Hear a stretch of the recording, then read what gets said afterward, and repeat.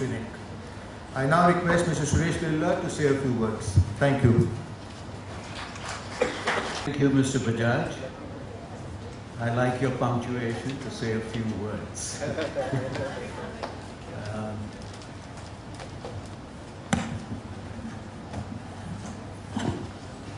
Ms. Bhavna Joshi, Mr. Gulu Mirchandani, Mr. Neeraj Bajaj, the examiners who make my heart swell, and all the participants who are present here.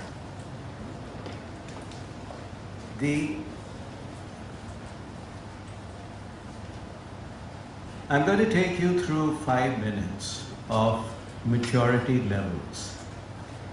And I think we can talk about this since we've been at it since 1993. 19 years of trying to figure out how to interpret a scoring guideline. Maturity levels for performance excellence. I'd like to divide the scoring guidelines into 4 quartiles. And the first quartile, when organizations make up their mind to take on performance excellence, they should have some orientation to ISO 9000 or an equivalent system, and should be familiar with some basic structured problem-solving methodology. The key word is structured. It should not be randomly solved, but there should be a structured process for identifying and solving problems all the way to remedying the cause. Finding a cause is easy. The hard part is remedying it, and this is where people come in. Quality cannot happen without addressing the behavioral aspects of people. The second quartile is when we have now matured from problem solving into looking at process performance. Process performance largely in terms of what delivers to the customer. It involves managing for quality, ensuring that we make no mistakes in our factories. It is around this stage that I was first exposed to Mr. Gulu Mirchandani and to Mr. Neeraj Bajaj independently. And they did influence my thought process, my delivery, my practice to a large extent. Mr. Gulu Mirchandani, through his constant challenging of standards, and Mr. Neeraj Bajaj through his persistent review month by month seriously. Now, both are important aspects of performance excellence, leadership as well as proactively challenging the standard. The third quartile graduates into a space that is relatively not understood. Reliability management. How are your products and services performing in the hands of the customer? How are your products and services performing in the hands of the customer? And this extends all the way to schools, colleges, hospitals, services of business, and hardware products. What is the failure rate in the field? It's here that you migrate also from managing for quality to quality of management. When I say quality of management, management now migrates from looking at more than just bottom line results of a financial report.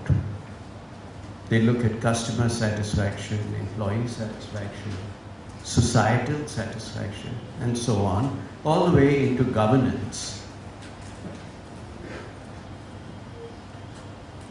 Most of our applicant organizations are in this third quartile.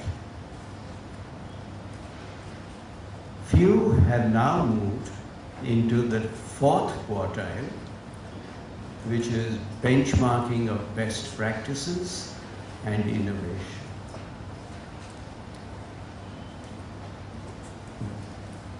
What is innovation?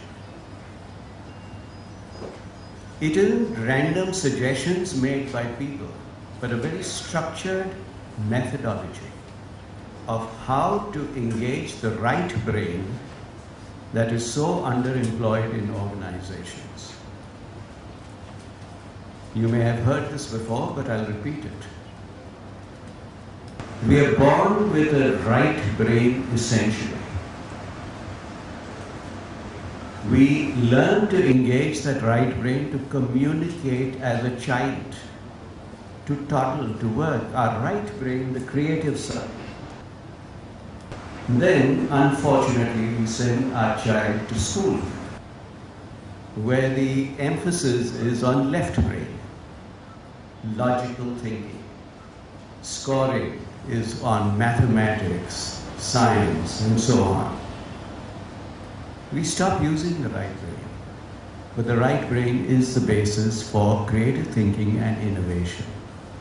And it is here, in this fourth quartile, that we are asking all our seniors, not just the R&D people, not just the PR people, we are asking everyone in the organization, think out of the box, engage your right brain. So what is benchmarking of best practices to do with this? They're quite interrelated. And the reason is, let's take an example. Post-World War I, European generals were trying to find the best way to move soldiers, horses, and equipment from one place to another. Benchmarking. The European generals recognized that a circus faces similar transportation problems on an ongoing basis.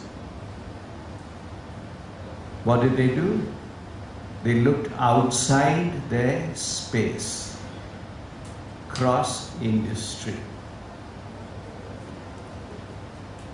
P.T. Barnum's circus successfully transported personnel, equipment, and animals from one US town to another.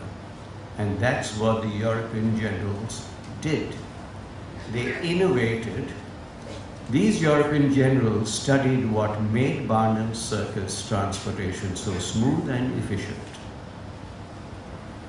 They then adapted, innovated, and applied these best practices to improve their own army's transportation. What are the learning points? When trying to do anything better, study how those who are world-class do it. Others may have already solved the problem. Don't reinvent. Consider those organizations who have similar processes, but who may be in an entirely different business or industry. That's where the ideas come. That's where you awaken your right brain. That's where this forum can be of great use to all present. Manufacturing can learn from services. Services can learn from manufacturing, education, healthcare, etc., etc. There's a cross-fertilization happening here. By learning from the best, organizations can apply best practices to improve their own processes. Managing for innovation is now seen as a core value of the IMC, RBA and QA. It used to be managing for improvement until 3-4 years ago, but that's been replaced by managing for innovation.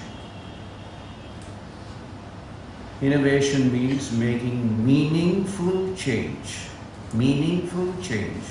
to improve an organization's programs, services, processes, operations, and business model. This is not addressing product innovation. It is addressing how we do things. Innovation belongs to every problem we solve.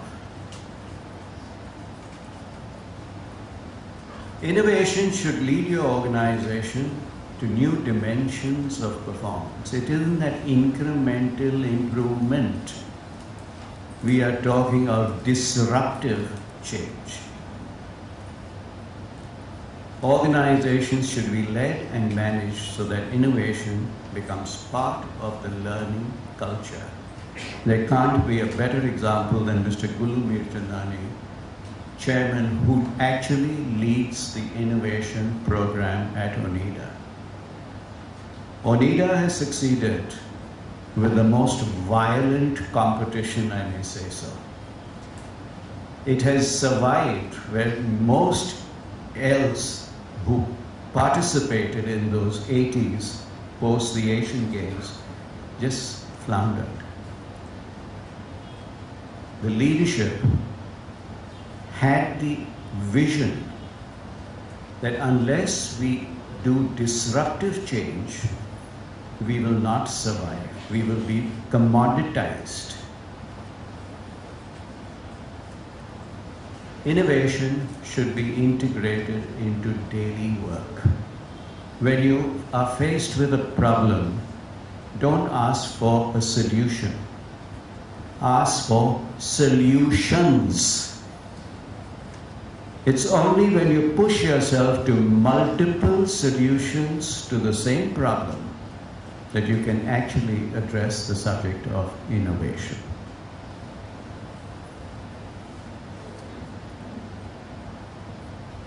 So we come to Arvind Eye Hospital.